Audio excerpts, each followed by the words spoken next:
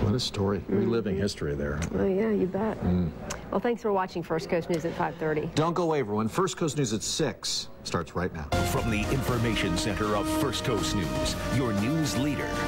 Communities all across America honor U.S. military veterans. I'm out here because I retired 2 years ago, and usually I'm marching. I just want to pay my respects this year and just come stand outside the road and let these guys know how much I appreciate it. And the tributes range from parades and celebrations to reflections of loss. We remember the fallen, the ones that are still there, and the ones that are coming back. Also today, a different view of the Veterans Day Parade. That's why I built it. I built it for veterans to enjoy and to reminisce. Good evening. I'm Shannon Ogden. And I'm Jeannie Blaylock. It is Veterans Day. It's not just a day to say, wow, we're out of school, or the bank's closed, didn't it? Or we don't get any mail today, do we? It's a lot more than that. It's a time to honor our nation's men and women who have served our country. And Veterans Day events took place across the First Coast and all across the country. And we are live, as you see, on a blustery evening in downtown Jacksonville outside the Veterans Memorial Wall, where the hundreds of names are engraved of those who made the ultimate sacrifice. I'm out here to support our veterans and our military.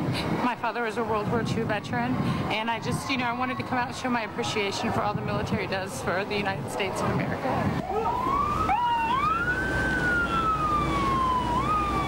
And that is from the parade today, as hundreds marched and hundreds of others lined the streets, sat the bleachers to get the best view of the parade. But one man had a very unique view today of all this from inside an Army Jeep. This is very fascinating. Ryan Duffy has his story. Well, Jeannie, Shannon, everything about that parade is, of course, for veterans, but we checked out two of those old-time Army Jeeps in particular that were in the parade. It turns out those Jeeps were built as a tribute to two veterans. In with the marching bands, the flags and floats. Along the parade route, there were also rolling tributes for two special heroes. It was all because of this man right here. Bo Tarasi was inspired after hearing the story of World War II veteran Sergeant Warren Manigan. In awe, impressed, amazed. They don't do it justice how I felt. He decided to build this Jeep, an exact replica of what Manigan rode in at the Battle of the Bulge in 1944. So close to the real thing, in fact, it brought back memories. I was sitting in this seat when we drove over a 10-pound Bach mine and blew it up. And Manigan was so moved by the gesture, he agreed to be here in his first ever Veterans Day parade. I think it's one of the greatest things that anybody could possibly do. He was the first chaplain to carry the chaplain flag across German soil. And this is a kind of an honor of him. Robert Lenz built this Jeep inspired by another veteran, his deceased grandfather. As an Army captain and chaplain, Rabbi Sidney Lefkowitz liberated concentration camps. This is an exact replica of what he drove through Germany down to the Dorothy stencil. That's Robert's grandmother. That's why I built it. I built it for veterans to enjoy and to reminisce. There is no way to thank them enough, but with these tributes, It certainly impressed me, and I'm pretty hard to impress. the stories of their bravery will roll on. Now, it took each of those men about 3 years to build their Jeeps, cost them around $5,000, but now they consider them priceless. Jeannie, Shannon. All right, Ryan, thank you very much. We appreciate it. Now, President Obama visited Arlington National Cemetery today, where, of course, he placed a wreath at the Tomb of the Unknowns.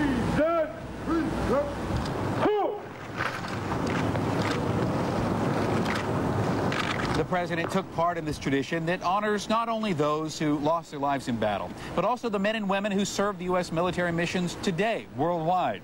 The president placed a flower-laced wreath on the stand and then took over silently for a few minutes.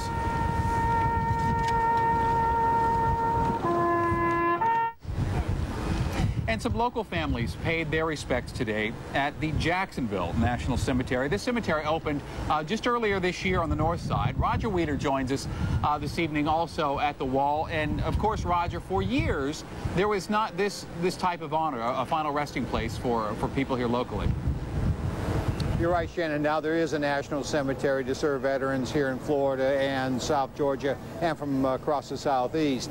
Today I was out there, a steady stream of visitors. As you mentioned, this was the first Veterans Day at the cemetery since it opened earlier this year.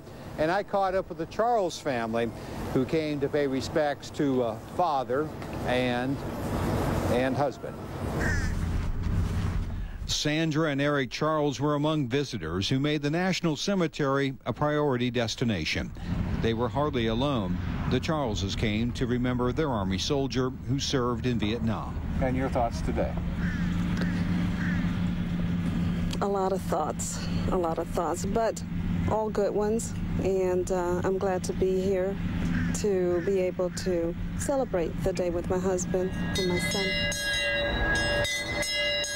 Another destination is the Memorial Wall downtown. Bruce Lambert, a veteran, took a position overlooking the memorial, ringing a bell. Tell me where you ring the bell. For all those who have gone on, who served and gave the ultimate sacrifice. So whether at the wall or the National Cemetery, people remembered veterans who served their country, who defended the Stars and Stripes. It's special. For a lot of people, it is a special day. We remember the fallen, the ones that are still there, and the ones that are coming back. So today, people across the First Coast remembered veterans in different ways, both veterans who have passed on and those who serve our country right now. Jeannie, back to you. All right. Thanks very much, Roger. I had the honor now of introducing to you Bill Bergeron, who is with the U.S. Army Reserves and now also with CSX, so he's working in the private sector as well. And we were just having a moment of a little bit of chuckle here. He was telling me how many push-ups he used to do and the nicknames that the sergeants would call him. What did they call you in the Army? They called me Watermelon Head. Why is that? Oh, when I was thinner, my head was still large. He's got a lot of good, funny things to say. But on the serious side, you say you volunteered to be in the military service 27 years ago. Still, you would never have changed your mind on that, would you? Not at all. I enlisted in 1982 to go to college. They were offering some college money. Came out of the Army in 82, went to college, stayed in the reserves from 1986 through now. Enjoyed the time that I've had. Been sent overseas a time or two, had to do some things that I might not have wanted to do, but things that had to be done.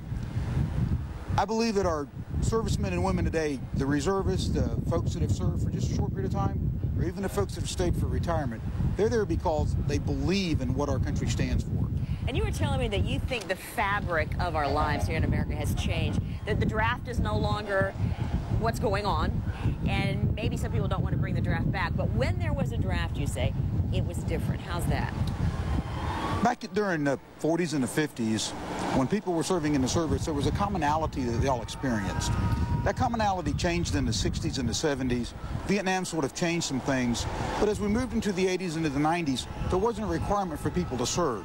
They might have registered to serve, but they didn't have to serve. So now we see about 4% of our population have actually been in the military. That's 96% that's out there that don't understand the commitment that people put in. And what would you say to all the veterans and all the active duty personnel today? I would just say thank you so much for your service. Thank your families for their service. And thank the kids for allowing their moms and dads to go do what needs to be done. Sacrifices on both ends. And just on a quick light note, I was worried that it was going to rain. And what did you say? I said, I'm sorry, I hope you have an umbrella. And you said? Doesn't rain in the Army. Doesn't rain in the Army. All right, back to you guys. Talking about the weather. Tim, it still hasn't rained, but it's been threatening out here. Yeah, that's what we're just calling it, spritz and sprinkles, not actually rain. Let's take a look, and this is the precipitation, the spritzes and the sprinkles out there. Kind of a line located now, moved through downtown, now on the south side through northern St. John's and Clay County.